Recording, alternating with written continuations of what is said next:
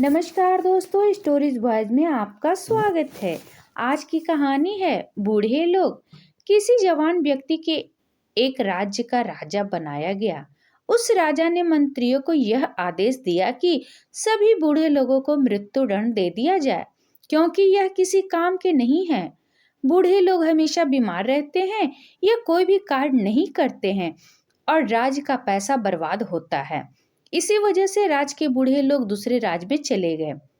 एक गरीब लड़के को अपने पिता से बहुत प्यार था, लेकिन उसके पास इतना पैसा नहीं था कि वह अपने पिता को दूसरे राज्य में ले जा सके। इसलिए उसने अपने पिता को घर में ही छिपा लिया। कुछ समय बाद राज्य में अकाल पड़ गया।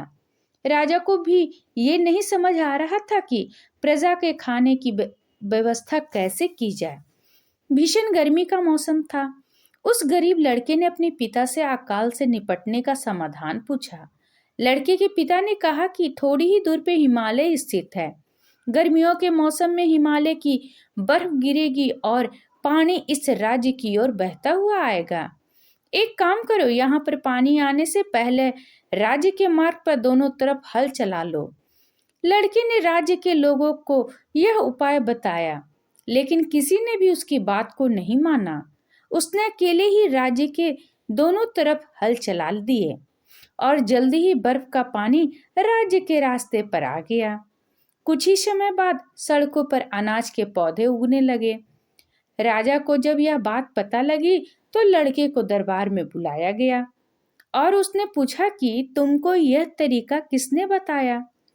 लड़के ने कहा कि मुझे यह उपाय मेरे पिताजी ने बताया। आपने कुछ दिनों पहले सभी बूढ़े को मृत्यु दंड का आदेश दे दिया था, तो मैंने अपने पिता को अपने घर में ही छिपा लिया। यह बात सुनकर राजा ने बेटे के पिता को भी बुला लिया।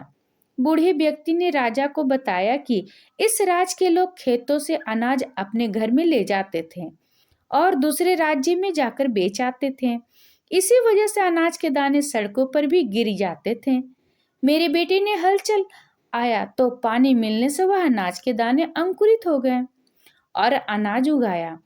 राजा को अपनी गलती का पछतावा हुआ और उसने सभी बूढ़े को अपने राज्य में फिर से बुला लिया।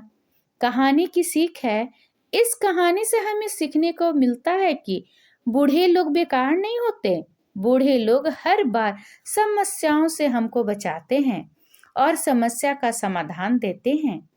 आशा करती हूँ ये कहानी आपको पसंद आई होगी। इस पर आपकी क्या राय है, कमेंट करके जरूर बताएं। अगर पसंद आया तो प्लीज लाइक एंड सब्सक्राइब करना ना भूलें। इसी तरह और भी कहानी सुनने के लिए कृपया बेल आइकन बटन को दबाना ना भूलें।